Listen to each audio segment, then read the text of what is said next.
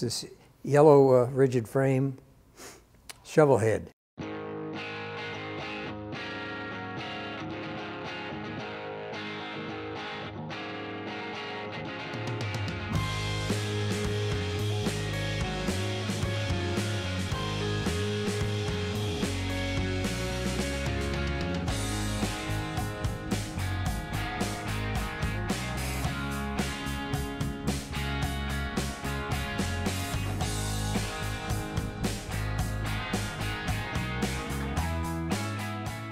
It's a VL frame, modified to put a shovelhead motor in there.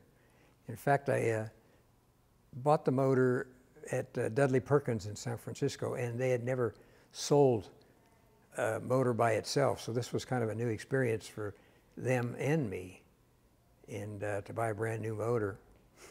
And the only thing that they put in a contract or whatever, that I had to build the bike and don't fire it up. I had to bring it over there for them to start it. So it was put together that they were satisfied for the warranty. So I think it's either a 67 or a 69. I forget which year it was, but I thought that was a big deal to buy a brand new motor in those days. And of course, modified the VL frame, and then the handmade Springer, and it has high pegs, and it was a pretty cool bike for those days.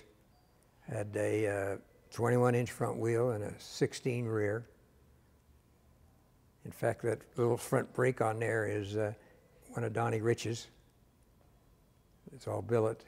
You know, just that was pretty much the style of bikes back in those days. A lot of the outlaws had bikes like that, but not too many VL frames around. So that made that pretty different, to having that single bar frame.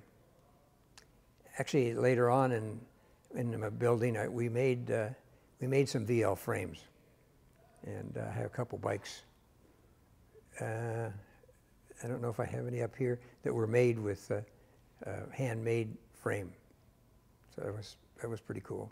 That Springer there is one of the first Springers, and it's got a lot of, like, the stock Harley parts where the spring perches are, and all of that were stock Harley Springer that we cut up to narrow it, and that's what that is. It's stock one narrowed, and the little drag bars that we made a lot of in the old days.